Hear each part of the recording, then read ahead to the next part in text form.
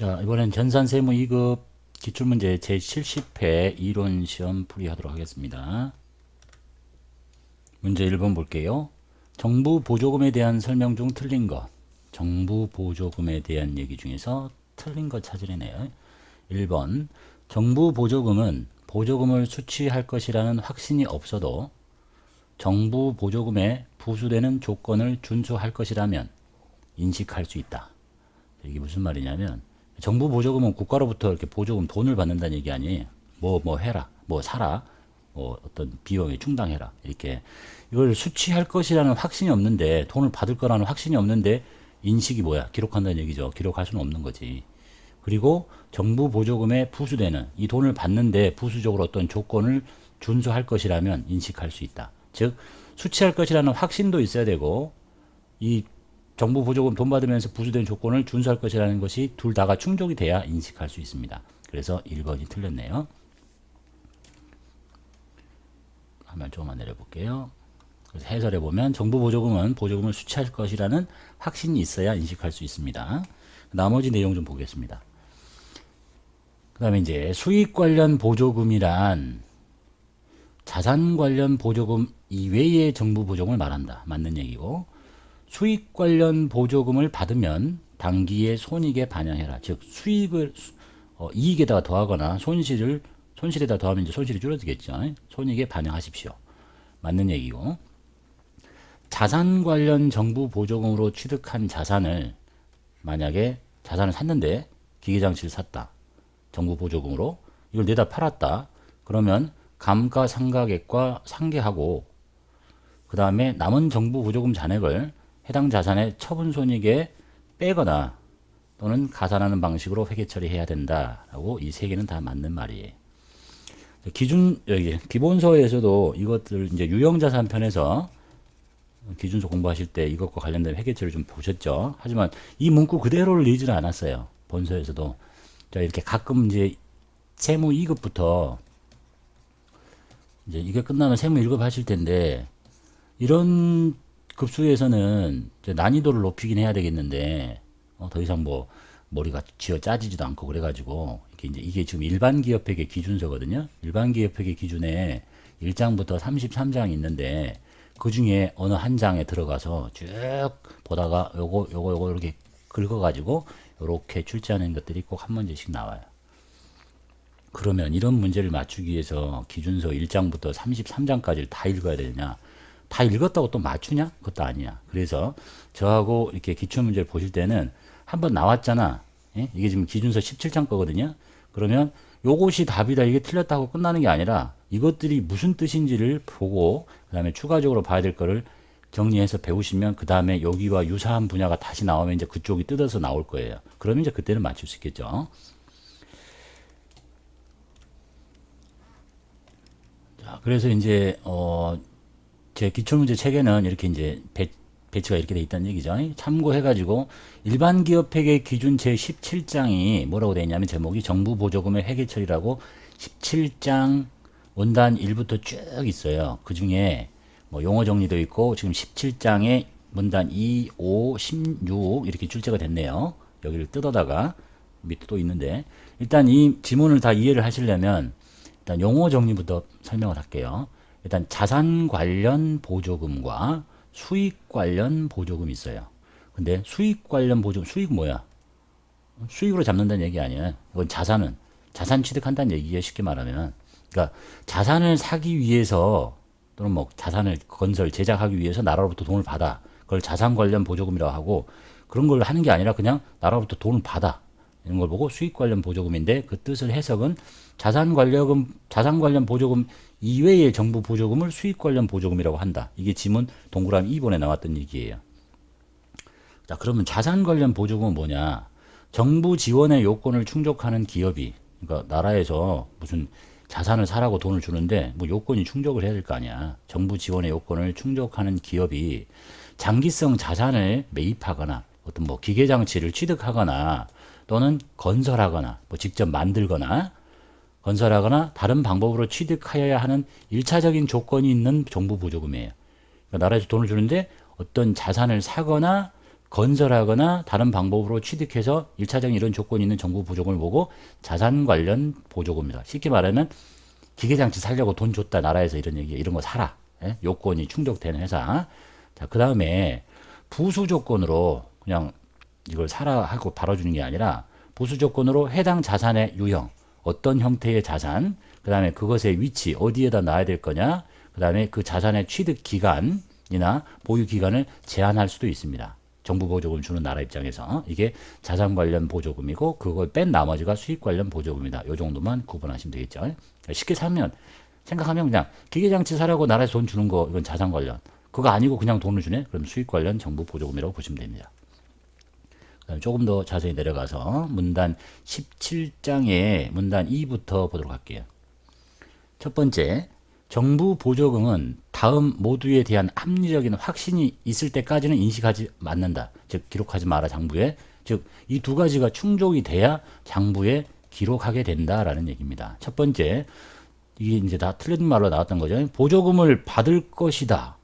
이런 것이 확신이 없는데 어떻게 인식을 할 수 있겠어요? 돈을 받을 것이라고 확신이 서야 되고, 그 다음에 정부 보조금에 대한 부수 조건, 뭐 이 자산의 유형이라든지 위치라든지 뭐 취득기간, 보유 제한 기간을 다 준수할 수 있다. 이게 되면 인식하라라고 나온 것이 첫 번째 요건이 되겠습니다. 그 다음에 이제 상식이 아니라 실계와 연결된 것이 있어서 자산 관련 보조금을 표시하는 방법과 수익 관련 보조금을 표시하는 방법 볼게요. 특히 여기 자산 관련 보조금을 표시하는 이 방법은 실기하고도 연결이 됩니다. 그래서 잘 봐두셔야 돼요. 제가 본서에서는 이 내용 다 들어있어요. 자산 관련 보조금을 받은 경우에는 관련 자산을 취득하기 전까지 받은 돈 또는 받은 자산을 일시적으로 운영하기 위해서 취득하는 다른 자산의 차감 계정으로 회계 처리. 자, 여기까지만 이해하시면 돼요. 쉽게 말하면 국고 보조금을 받았는데 기계장치 사라고 돈을 받았어. 근데 받자마자 기계를 살 수는 없잖아. 그래서 일단 보통예금 통장에 돈이 들어왔다. 1억. 그럼 보통예금에 1억을 넣어. 그리고 이게 지금 그 자산을 취득하기 전이잖아. 그 자산을 취득하기 전까지 받은 자산, 보통예금으로 받았네요. 그러면 이 자산의 차감 계정을 써. 그래서 이름은 정부 보조금이라고 하고 1억 이렇게 쓰는데 이게 성격이 뭐냐? 이 자산의 차감 항목이라는 얘기예요. 실기에 배웠을 거예요. 이게 이제 주로 세무 1급에 많이 나옵니다. 그러니까 이 보통예금의 차감 계정을 써서 보통예금에 돈 넣지만 차감 항목인 정부 보조금이라는 이름을 써서 같이 빼버리는 거야. 이게 여기까지의 뜻입니다. 그 다음에 관련 자산을 취득하는 시점에서 관련 자산의 차감 계정으로 회계 처리한다. 자, 이렇게 이 갖고 있는 자산의 차감 계정으로 돼 있던 것을 이제 기계장치를 샀다 칩시다. 기계 1억 샀다. 그러면 돈이 나가잖아. 보통예금 나갔어요. 1억. 그리고 나서 이 정부 보조금은 어떻게 회계 처리하느냐? 이 자산의 차감 항목을 쓰래. 그래서 이 정부 보조금이 다시 없어지고 다시 이 기계장치 차감 항목인 정부 보조금이 생기는 거예요. 이게 그것의 뜻이에요. 여기까지 이해하셨죠? 자, 이건 실기에서 나왔어요. 특히 세무 1급엔 자주 나오고. 그다음에 자산 관련 보조금은 그 자산의 내용 연수에 걸쳐 상각금액과 상계하고, 즉 이제 이 기계장치를 취득하면 감가상각비 뭐 100만 원, 감가상각 누계액 100만 원 이렇게 있었죠. 이렇게 1,000원씩이라고 합시다. 그러고 나서 이 아까 여기 기계장치 밑에 있던 정부 보조금을 전체 금액 중에서 조금씩 빼는 거야. 그리고 이 감가상각 누계액과 상계하는 거야. 이것도 실기에서 나왔어요. 그렇게 하고 있다가 이 자산을 진짜 내다 팔아. 여기 남아있는 돈이 있을 거 아니에요. 정부 보조금이. 그러면 그 처분하는 시점에 그 잔액을 처분 손익에다가 반영해라. 이런 뜻입니다. 이해되셨죠? 그 중에 이제 가장 실기하고도 연결된 제일 중요한 건 이게 실기에 나왔으니까 정부 보조금을 취득하기 전까지 어떤 돈을 받으면 그 자산의 차감 항목으로 처리하시고, 그리고 그 자산을 사면 그 자산의 차감 항목으로 처리하시고, 그 다음에 감가상각비하고 서로 상계하시고, 그 다음에 내다 팔아버리면 이 자산을 팔면 처분손익에 나머지 잔액을 반영하시고, 그리고 이제 여기 수익 관련 정부 보조금은 상식적으로 좀 읽어보시면 되겠어요. 일단 수익 관련 보조금을 받은 경우에는 당기의 손익에 반영하십시오. 그냥 수익 잡으라는 얘기야. 예? 그럼 뭐 손실이 생기면 손실을 줄이는 걸로.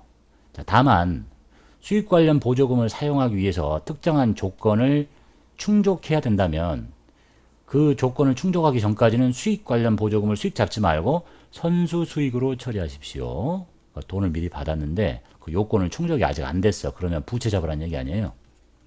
여기까지 한번 보시고, 그 다음에 수익 관련 보조금은 대응하는 비용이 없는 경우, 여기 잘 보시면 돼요.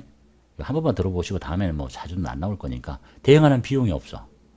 자, 회사에 이제 없는데 회사의 주된 영업활동과 직접 관련성이 있다면 영업수익 처리하고, 지금 매출액 잡으라는 얘기고, 그렇지 않으면 영업외 수익으로 처리해라, 이런 얘기가 하나 있고, 그 다음에 반면에 수익 관련 보조금이 특정 비용을, 어떤 비용을 보존할 목적으로 지급돼요.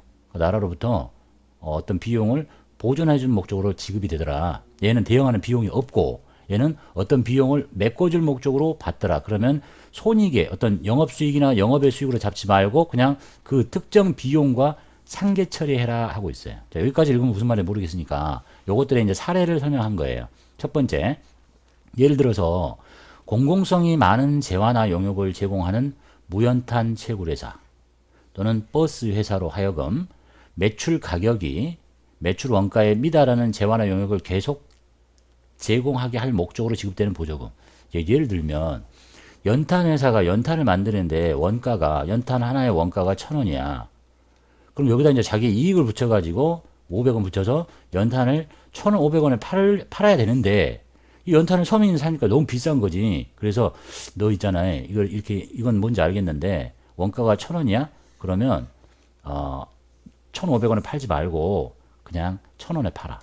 그럼 나는 뭐냐, 남는 게 하나도 없는데 대신 여기다가 뭘 내가 돈을 더 얹어줄게. 예? 돈을 이제 추가로 보조금을 준다는 얘기죠. 정부 보조금을. 그럼 이게 이 돈, 받은 돈이 영업활동과 관련이 있잖아. 그때 받은 보조금은 영업 수익인 매출액과 똑같이 회계 처리하라, 이런 얘기예요.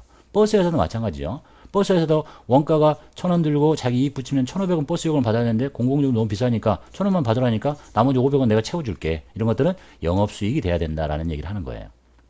이해되셨죠? 자, 그런데 이렇게 영업활동과 관련이 없고 벤처회사에, 이제 회사가 벤처회사야, 신기술 개발을 지원하기 위해서 나라가 돈을 막 쏟아 부어주는 거죠. 그럼 뭐 영업활동 관련이 없잖아. 연구하고 있으니까. 그러면 그냥 영업의 수익에다가 정부 보조금이란 영업의 수익의 이름을 만들어서 쓰라는 얘기입니다. 이해되셨죠? 자, 그 다음에 이제 여기까지 한 거예요. 영업활동과 직접 관련 있는 연탄, 무연탄 회사, 그 다음에 버스 회사, 그 다음에 뭐 벤처기업, 이런 얘기 한 거고, 반면에 이제 어떤 비용을 보전할 목적으로 지급한대요. 자, 그게 얘가 이거죠. 이제 저가로 수입할 수 있는 원재료를 외국에서 수입하면 1,000원에 수입할 수 있어. 근데 국내에서 구입하도록 강제하는 경우에 지급되는 수입. 자, 이게 외국에서 수입을 해오면 1,000원인데, 야, 이거 우리나라 거 써라. 근데 2,000원이야. 그럼 누가 사겠냐? 이거 사라니까? 그럼 대신 이 부족한 1,000원을 내가 줄게. 이런 얘기예요. 그럼 이제 취득 원가가 2,000원짜리가 되는 거죠. 제조업이라면 이제 원재료의 가격이. 근데 이것을 1,000원에 사올 수 있는 원가가 1,000원일 텐데 2,000원 주고 국가에서 사라고 해서 샀으니까 나라에서 1,000원을 메꿔줄 거야. 그것을 수익으로 잡지 말고 이 원가를 줄이라는 거야. 이렇게. 그럼 너는 1,000원짜리 원재료를 산 것이다 라고 회계 처리하라는 얘기입니다. 이해되셨죠? 그래서 제조 원가에서 차감하십시오. 요 뒤에 것이 또 그 이후에 출제될 수도 있으니까, 또 특히 세무 1급 하시는 분은 요 내용 다시 한번 잘 보시고 정리도 하셔야 돼요. 이쪽은 실기하고도 연결이 되는 거예요. 자, 그렇게 해서 이런 기출문제를 통해서 그냥 답만 딸락 보는 게 아니라 그 이후에 추가로 확장돼서 나올 수 있는 범위까지를 보는데, 이렇게 이제 기준서 전체를 뜯어다가 문제를 내는 거는 추후에 하나씩 계속 나와요. 그런데 정말 좋지 않은 문제라고 생각합니다. 하지만 난이도를 높이기 위해서 꼭 나오고 있으니까 잘 한번 정리하시면 되겠죠. 문제 2번 보겠습니다. 자본에 대한 설명 중 틀린 거. 주식 발행 비용은 주식을 발행할 때 들어가는 뭐 신주 발행 이렇게 얘기하죠. 주식 발행 초과금에서 빼거나 주식 할인 발행 차금에 가산한다. 맞는 얘기죠. 뭐 세무 2급 정도 하시니까 이건 당연한 거지. 자기 주식 처분 이익은 자본잉여금에 해당합니다. 맞네요. 이익준비금은 금전 배당금의 20% 이상을 자본금의 2분의 1에 달할 때까지 적립해야 20%가 아니라 10분의 1이죠. 또 이제 표현이 뭐 완벽하게 정확한 건 아니에요. 정확하게 표현하려면 금전 배당이라고 하면 안 되고 기준서에 이렇게 써 있어요. 회사는 자본금의 2분의 1이 될 때까지 매 결산기에 이익 배당액이에요. 금전이 아니라 이익 배당액 전체 속에 금전 배당이 들어있는 것 뿐이야. 그래서 이 표현은 엄밀히 따지면 정확하지는 않습니다. 애들이 생각이 없어가지고 최근에 바뀐 기준서를 잘 안 보나 봐요. 하지만 뭐 명확하게 이게 10%니까 틀렸다고 보면 되겠고. 그 다음에 해외 사업 환산 손익은 기타 포괄 손익 누계. 맞죠? 답은 3번이 틀렸습니다. 문제 3번. 다음 중 유가증권에 대한 설명인데 틀린 것. 매도 가능 증권, 미실현 보유 손익, 즉 매도 가능 증권을 가지고 있으면서 생기는 평가 이익이나 평가 손실은 자본 항목인 기타 포괄 손익 누계로 처리한다. 맞는 얘기죠. 그 다음에 단기 매매 증권이 시장성을 상실하면 만기 보유 증권으로 바꾸는 게 아니라 뭘로 바꿔요? 매도 가능 증권으로 분류합니다. 틀렸죠. 그래서 단기 매매 증권이 시장성을 상실하면 매도 가능 증권으로 분류한다. 3번 단기 매매 증권의 미실현 보유 손익, 즉 단기 매매 증권 평가이익 손실은 단기 손익 항목이죠. 영업의 수익, 영업의 비용. 맞네요. 그 다음에 만기까지 적극적으로 보유할 의도와 목적이 있는 채무증권은 만기 보유증권이라고 합니다. 문제 4번. 다음 중 유형자산에 대한 설명 중 틀린 거. 유형자산을 처분할 때 장부 금액보다 처분 금액이 커요. 그럼 비싸게 판 거잖아. 그러면 처분이익으로 회계 처리하시면 되겠죠. 자, 정액법은 취득 원가에서 잔존 가치를 차감하고 이렇게 빼가지고 이거를 내용연수에 걸쳐서 균등하게 배분하는 감가상각 방법이죠. 맞네요. 유형자산의 내용연수를 증가시키는 자본적 지출이 발생하면 단기에 비용으로 처리하는 게 아니죠.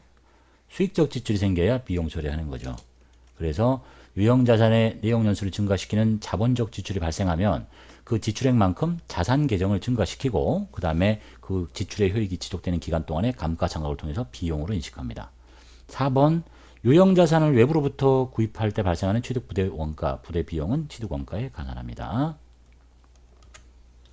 문제 5번. 다음 분류 중에 기업이 주주와의 거래, 이걸 이제 다른 말로 자본 거래라고 합니다. 여기서 발생한 사항이 아닌 거. 자본을 크게 보면 5가지로 쪼개지죠. 자본금, 세무 2급 하시는 분 당연히 알아야 되겠지. 자본잉여금, 그 다음에 자본조정, 그 다음에 이제 기타 포괄손익 누계액, 이익, 잉여금 이렇게 구분이 되잖아요. 그래서 여기 3개가 주주와의 거래인 자본거래에서 생기는 것이고 그 다음에 이 2개가 영업활동인 손익거래라고 구분을 합니다.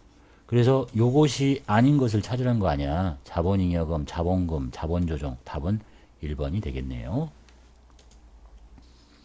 문제 6번 원가액에 보겠습니다. 회사는 생산 능력이 100단위인 생산 설비를 임차해서 쓰고 있습니다. 능력은 100단위.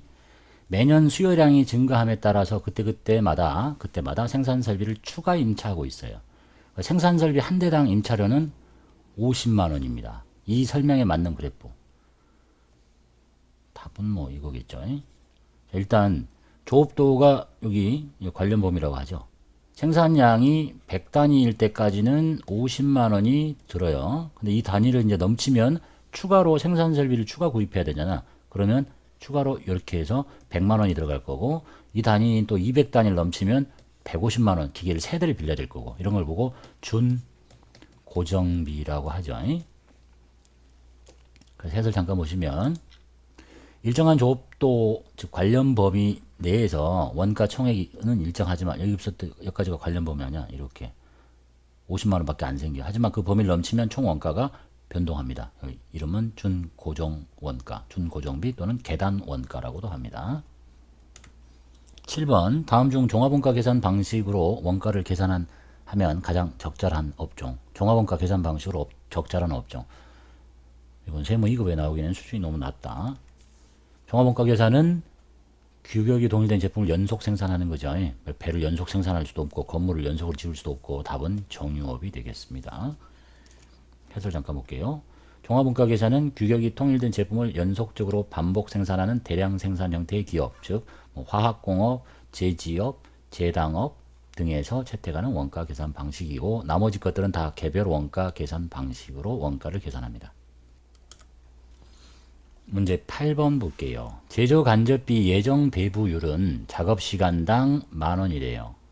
실제 작업시간이 500시간이고 제조 간접비 배부 차이가 100만원 과소됐는데 배부됐는데 그럼 실제 제조 간접비는 얼마가 생겼느냐?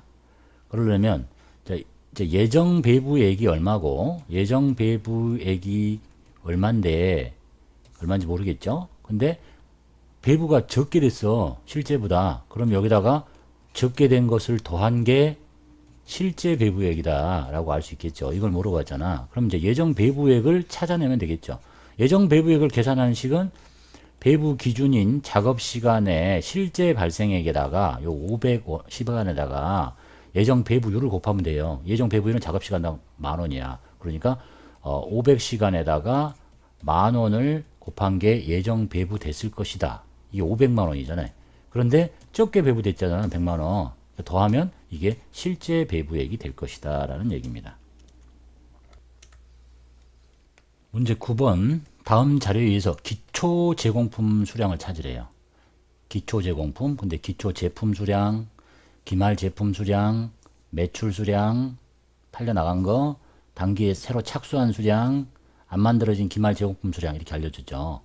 그럼 이제 식을 이런 식이 생각나야 되겠죠. 기초 제공품의 수량, 즉 작년에 만들다가 만 물건에 새로 단기에 착수를 했어. 그럼 이 두 개가 만났는데 덜 만들어진 기말을 뺀 게 단기 완성된 수량 아니냐. 그러면 물어본 거 기초 제공품이니까 기초 제공품에다가 단기 착수한 800개, 여기 단기 착수 있죠? 800개를 착수했어. 그런데 안 만들어진 건 없어. 그럼 다 완성됐잖아. 근데 단기 완성된 걸 알아내려고 하는데 얘를 모르니까 둘 다 못 알아내는 거죠. 그러면 이제 얘를 알아내야 되는 거지. 단기 완성된 수량 몇 개 만들어졌냐. 그러려면 이제 기초의 제품이 얼마 있었고 단기에 얼마나 완성이 돼가지고 안 팔리고 남은 게 있어서 나머지가 팔렸다라고 계산식이 또 생각이 나야 되겠죠. 자, 그래서 기초의 제품이 100개 있어요. 여기 기초 제품 있죠. 100개 있고 단기에 얼마를 완성했는지 모르겠지만 안 팔리고 남은 게 이만큼 있고 이걸 팔았대. 이렇게 여기 단기 매출 수량이니까 그럼 그게 완성된 수량 아니냐. 그러면 단기 완성된 수량은 950개가 만들어진 거야. 그래서 여기 단기 완성 수량을 이제 여기다 집어넣으면 되는 거 아니에요. 그럼 이걸 알아낼 수 있겠지. 그래서 기초 제공품 수량, 단기 착수 수량 800개, 기말 제공품 없고 단기 완성된 게 950개다. 그래서 기초 제공품 수량, 단기 착수, 기말 없고 남아있는 이 단기 완성 수량 하면 기초 제공품 수량은 150개라는 걸 알 수 있다라는 얘기네요. 문제 10번 보겠습니다. 종합원가 계산에서 공손품 회계에 대한 설명 틀린 거. 공손품의 뜻은 여기 있네요. 재작업이 불가능한 불합격품, 불량품이란 얘기입니다. 맞는 얘기고. 그 다음에 공손품의 검사 시점이 이제 불량인지 합격인지를 검사하는 시점이 기말 제공품이 완성되기 전에 이전인 경우라면 이 공손품의 불량품이 쓴 원가를 모두 완성품에만 부담시킨다. 이건 틀린 얘기네요. 이렇게 생각하시면 되죠. 여기 이제 공정 초고 쭉 가서 여기서 완성이 될 거예요. 그런데 이제 하다가 덜 만들어진 게 기말 제공품이잖아. 그죠? 기말 제공품인데 검사를 여기서 해. 여기서 검사를 했다. 여기서 분량이 떨어진 거야. 근데 기말 제공품은 분량을 검사를 했어요, 안 했어요? 안 하고 남아있는 거잖아. 근데 이때 쏟아지는 이 돈은 다 이 완성품에다 주면 되는데 이 검사를 여기서 한 거지. 기말 제공품이 되기 전에. 그럼 여기서 분량이 쏟아지면 이거를 모두 다 얘한테만 주면 안 되지. 얘와 얘가 안 보내서 나눠 가져야 되겠죠. 그래서 해설을 보시면 공손품의 검사 시점이 기말 제공품에 완성되기 이전에 했기 때문에 이 원가를 완성품과 기말 제공품이 안분해서 부담을 시키는 게 맞다라는 얘기입니다. 3번 비정상적인 상황에서 발생하는 공손원가, 불량품의 원가는 비정상적이니까 영업의 비용으로 처리하시면 되겠고, 정상 공손은 생산 과정에서 불가피하게 발생하는 공손, 즉 물건을 한 1000개 만들다 보면 1개 정도는 불량이 꼭 생기더라, 이런 정도는 정상 공손이라고 표현하네요. 문제 11번 공급세법 얘기 보겠습니다. 다음 중 부가가치세법상 과세 여부에 대한 설명 좀 맞는 거. 과세냐 면세냐 물어보네요. 국가, 지방자치단체, 지방자치단체 조합 또는 대통령령으로 정하는 공익단체에 이런 단체에다가 유상으로 공급한다. 물건을 그러면 과세입니다. 그런데 이걸 무상으로 공급한다. 그러면 면세하고 있네요. 맞는 얘기. 전기 과세죠. 국민주택 규모 초과의 주택임대. 주택의 임대는 규모가 없어요. 사이즈 필요 없이 다 면세입니다. 그 다음에 수돗물을 면세죠. 그래서 답은 1번이네요. 해설 잠깐 볼게요. 해설 1번에 보면 국가, 지방자치단체, 지방자치단체 조합 또는 대통령령으로 정하는 공익단체에 무상으로 공급하는 재화 영역은 면세고 유상으로 공급하는 재화 영역은 과세입니다. 전기는 과세, 주택의 임대는 사이즈 필요 없이 다 면세, 수돗물은 면세. 문제 12번 부가세법상 공급 시기 자주 나오는 문제죠. 잘못된 것. 상품권 등을 현금 또는 외상으로 판매하고 그 후 그 상품권 등이 현물과 교환되는 경우는 재화가 실제로 인도되거나 이용 가능하게 된 때. 인도되는 때예요. 이용 가능하게 된 때는 없어. 그래서 이제 초창기의 답은 일단 그렇다 치고 내외국 신용장에 재화를 공급하면 재화가 인도되는 때겠지. 맞고. 그 다음에 재화의 공급으로만 가공은 가공된 재화를 인도하는 때 맞고. 전력이나 그 밖에 공급 단위를 구획할 수 없는 재화의 계속적인 공급은 대가의 각 부분을 받기로 한 때죠. 얘가 이제 확실히 틀린 거야. 그죠? 근데 얘도 맞다고 했다가 얘 틀린 거예요. 여기까지가 끝이야. 실제로 재화가 인도되는 때야. 이용 가능하게 된 때가 아니야. 그래서 답이 1번과 4번을 답으로 하고 있습니다.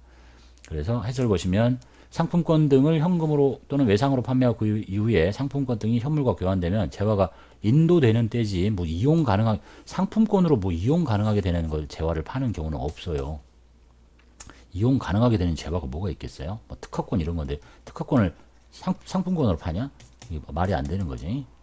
그 다음에 4번은 대가의 각 부분을 받기로 한 데는 확실히 틀린 겁니다. 확실히 틀린 게 있으니까 이걸로 보통 다 하셨겠죠. 문제 13번 보겠습니다. 다음 중 부가세법상 간이과세를 적용받을 수 있는 사람 단 보기 외에 다른 소득은 없다. 자, 일단 간이과세의 특징 기본서에서 배우셨을 거예요. 직전연조 재화용의 공급 대가에 공급 대가가 부가세 포함된 금액 4,800만 원에 미달하는 개인사업자 그리고 간이과세가 적용되지 않는 즉 일반과세자의 다른 사업장을 갖고 있으면 안 돼요.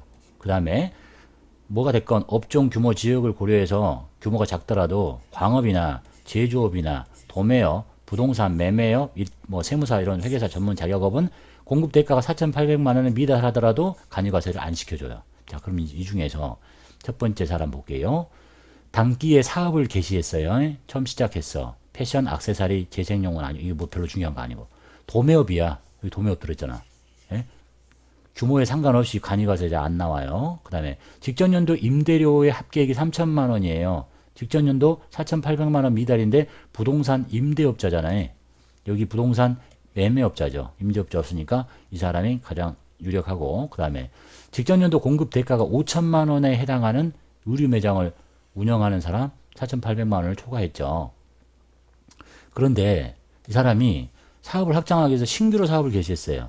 우리 매장이 도매인지 소매인지는 모르겠지만 도매면 당연히 안 되는데 일단 그렇다 치고 그런데 일반 과세가 적용되는 다른 사업장을 갖고 있잖아. 그러니까 안 된다 이런 얘기고요. 그 다음에 직전 연도의 공급가액이 4,800만 원인데 식당이야. 배제 업종에는 없죠. 근데 부가세 별도야. 공급 대가잖아. 이 두 개를 합치면 4,800과 480을 합치면 4,800만 원을 초과하죠. 그러니까 안 된다라는 얘기네요. 문제 14번 소득세 보겠습니다. 다음은 소득세법에 대한 설명인데 틀린 것.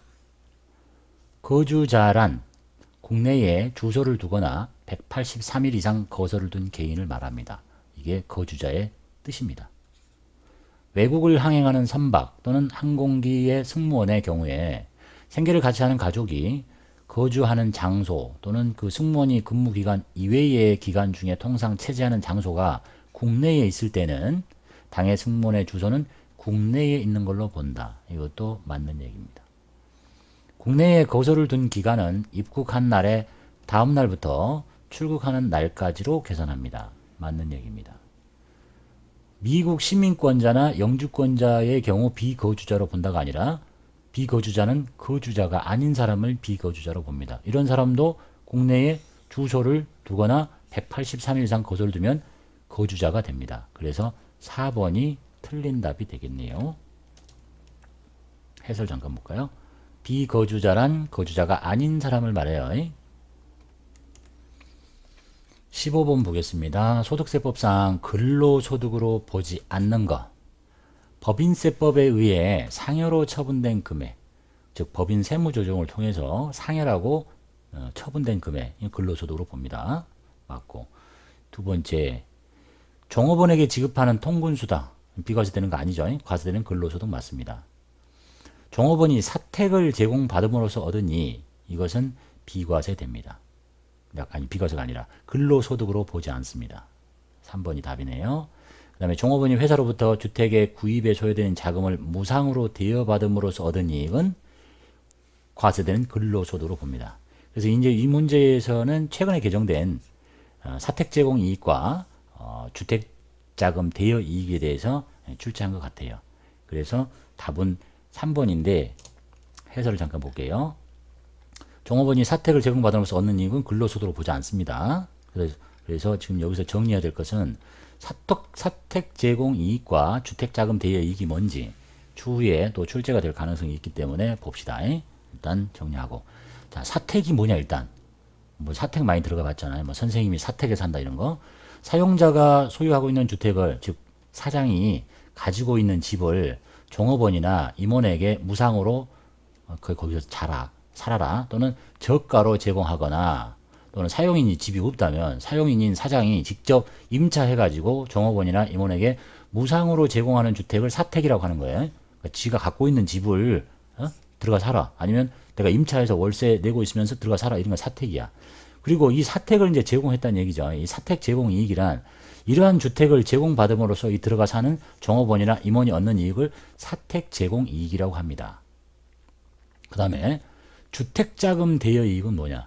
종업원이 주택의 구입, 임차에 소요되는 자금을 회사로부터 아주 낮은 금리로 또는 무상으로 직원이 집사라고 한 1억씩 회사에서 그냥 대출을 해주는 거야. 이자 하나도 안 받고 또는 저리로. 이런 걸 보고 주택자금 대여 이익이라고 해요. 그래서 세법에서는 사택을 제공받는 것에 대한 그런 자기가 회사로부터 집을 얻으면 자기가 집 사는 것보다는 뭐 월세도 안 내고 뭐 이런 거 하나도 안 들잖아.